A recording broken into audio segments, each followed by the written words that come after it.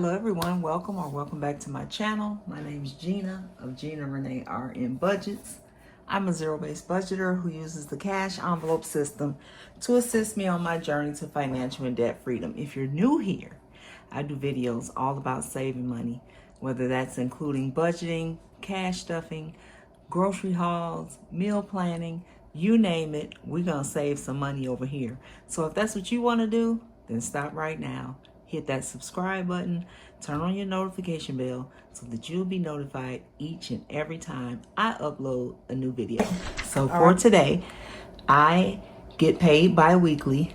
So I need to close out week 2 of my pay period. Tomorrow's payday. So I want to see what's left in my wallet. I want to look at my calendar of my bills to make sure that everything has cleared as planned, and then we're going to review my expenses, and we'll end off with me budgeting my next paycheck. All right, so let's get started. Here's my little trusty wallet. I'm gonna tell y'all right now, it's not much left in here, okay, but it's something. All right, so essentials for me, essentials is anything grocery related, household related, for Memphis, his food, snacks, whatever. I don't like to have a lot of envelopes and be at the store trying to pick out of different envelopes. That drives me nuts. So I tend to kind of loop everything together, just to make it easier on myself. So there's, that being said, there's nothing left. I had 100 in here. I cut back on my amount, so of course it's gone. Next up is my gas. I had 100, there's nothing left. Finally, and there's spending. I have $100 that I use for spending, and I have $30 left. So we're gonna put that over there. Miscellaneous, this is just to, like, something comes up that I don't normally budget for, or if I go over in a category, then I'll use miscellaneous. There's nothing left. And then I have $2, which I'm gonna add to my dollar challenge. And then I have some coins here. And I don't do it one by one anymore because literally it drives me nuts. So I'll just be surprised at the end of the year in terms of how much this is. I emptied it out for this year. All right, so let's close this up. And let's see what we can do with our leftovers, because we're going to restuff. All right, so let's start with our dollars. So here's my dollar challenge. And I use these savings challenges from Little Helpful Files. I got like a year's worth. So what I'm doing is I'm just taking one at a time. Then I put it back in this binder. See, I have one filled up already. God's plan is greater than my fear, amen. So this one I already filled up. So I put it in here and I grab the next one. They're all $1 each letter. And it was just a clever way of doing my dollar challenge and utilizing these savings challenges. So I have $2 that I'm adding today. All right. So we're almost done with this one too. Keep my little markers in there. And let's see. So we got 1, 2, 3, 4, 5, 6, 7, 8, 9. This one is be worth $13 when I fill in all the letters. The one I already completed has 16 in it. So I just thought that was a good way of utilizing them and getting a little Bible verse at the same time. All right. Next up, $30. I think I'm going to add it to my, this one's for the girls. Hold on. Because that's for me. And this was my spending money that I didn't spend that I have left over. So let's go with this one. All right, so here's This one's for the girls. I am a breast cancer survivor, and as I explained in a previous video, I recently had a scare and I had to get a biopsy, but to God be the glory, it was benign. And so when I fill this up, each pair of boobies is worth $10. And so when I finish up, I'm going to have $240 that I'm going to add to my self-care sinking fund for me. All right. So we got $20. So we're going to check off 3 boobies. All right. And add that to here. So total for this one's for the girls. If you guys are interested in this, let me know and I'll add it to Etsy pretty cheap. 20, 30, 40, 50. It will only be a printable though, just so you guys know. Normally when I create my challenges, I make 2 sizes on one page. I make A5 for us A5 girls, and then I do a A6 one if you're into that size. Okay, so just let me know. It'll be a printable and both sizes will be on the same page. All right. So that's the extra money. Now let's look at our bills. So we checked in all the way up to here. So I really didn't have much. I did pay credit one $50. AT&T came out at $289.72, and then Kevin's Mixler subscription came out at $17. And here we are. I have to go to the ortho doctor today, and then here we are at Payday tomorrow. All right, so bills are covered, and here we are. This is the end of my pay period. I get paid tomorrow and the balance is $14.07. So tonight I will transfer the $14.07 to my zero out challenge and make sure my checking account is at 0 for Payday tomorrow. Let me ask you all a question, okay? Because, all right, so remember right before the start of 2024, I talked about being a month ahead on my bills, and I'm having trouble budgeting now. Because I like to write out what's due each pay period, but technically the money is already there. So I don't know if I should just, at this point, because honestly, guys, I really don't have a very big emergency fund. I'm working on that.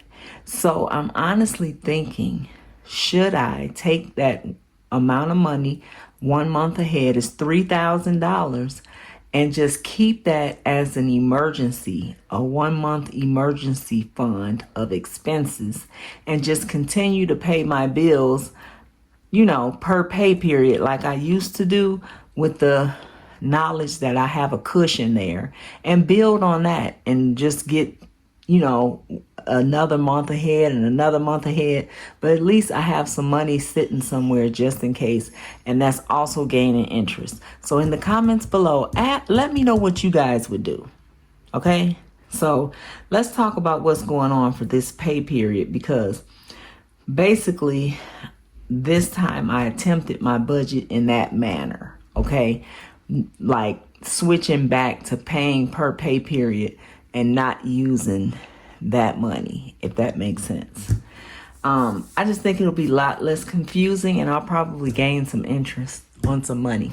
All right, so here we go. My son owes me money, and so he's supposed to be paying me back. So this will cover January 25th through, I want to say it's February 7th. Okay, those are the bills that I have to cover with this paycheck. So I got a car wash subscription that's $20. I have the remainder of my MCI. For me is mortgage, car payment, and insurance. So it just takes up less space. MCI is due on the 1st of February. The balance that I need for that is $12.30 because I have money in my savings account already. Then my Epidemic subscription is due to come out on the 2nd. Netflix is due on the 2nd. iCloud is due on the 2nd. Memphis Pet Insurance is due on the 2nd. And then my YouTube Music subscription is due on the 7th. Okay, so that's it for my fixed expenses. In terms of debt, I have that last pesky Affirm account, $25, and I need to make 2 credit card payments because I'm not quite finished paying off all my credit cards. These are not the minimum payments. This is what I pay, 50 and 50. All right, moving over to my variable expenses. Those are the envelopes that I just emptied out. So for essentials this time around, I'm going to give essentials $300, gas $100, which I budget $50 per week because I get paid every 2 weeks. Now keep in mind, I stuff my wallet for 2 weeks, not just one. And then spending, I get $200, but $100 goes to Kevin and $100 goes to me. And then miscellaneous gets $50 with a total of $650. All right. So after all of that, I got $725 left. And here's the plan. I have my dated sinking funds, which is going to total $90. And I'll do a separate video stuffing those. My undated sinking funds are going to total $125, and I did some changes and condensed down a little bit because, like I said, I don't like a whole lot of envelopes. I'm going to continue with that challenge that I'm doing $125 of my first 4 paychecks of 2024 because I wanted to get $500 fast and add it to my emergency fund.